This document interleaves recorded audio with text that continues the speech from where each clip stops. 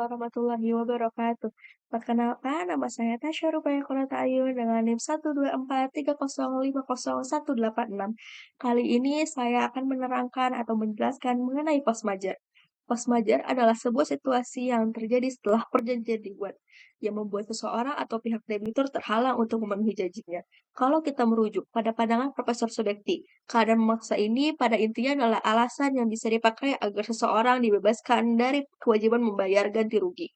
Sementara itu, menurut Abdul Qadir Muhammad lebih menekankan bahwa keadaan ini disebabkan oleh kejadian tak terduga yang sama sekali tidak bisa diprediksi saat awal kontrak dibuat.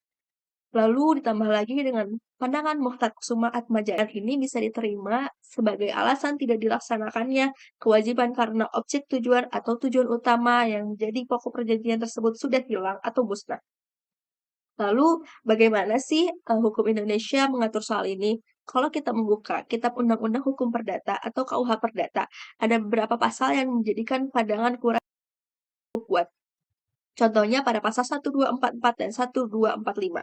Intinya dari pasal-pasal ini adalah seorang debitur tidak perlu mengganti biaya kerugian atau bunga jika ia terhalang melakukan kewajibannya karena suatu keadaan memaksa atau hal yang terjadi kebetulan di luar kendalinya.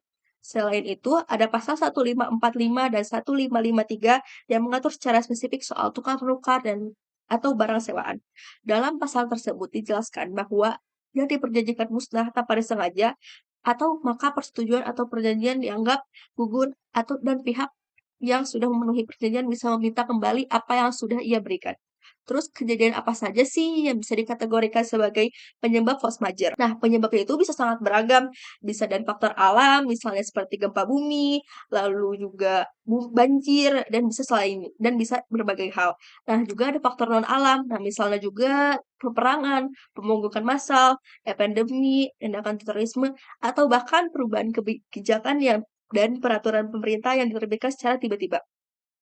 Kebijakan apa saja sih yang bisa membuat sesuatu kegiatan usaha atau isi perjanjian menjadi tidak mungkin lagi atau dilaksanakannya?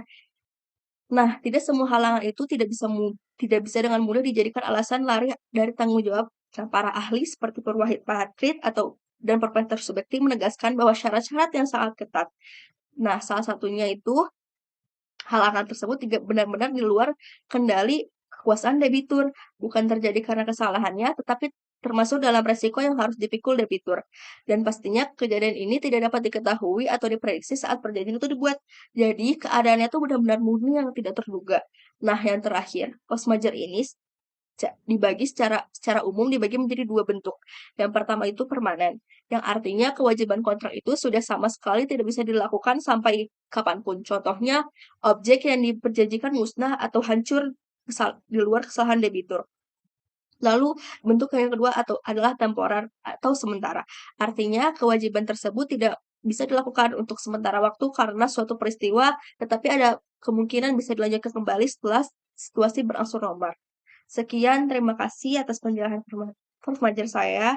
Wabillahi taufiq wal hidayah. Wassalamualaikum warahmatullahi wabarakatuh.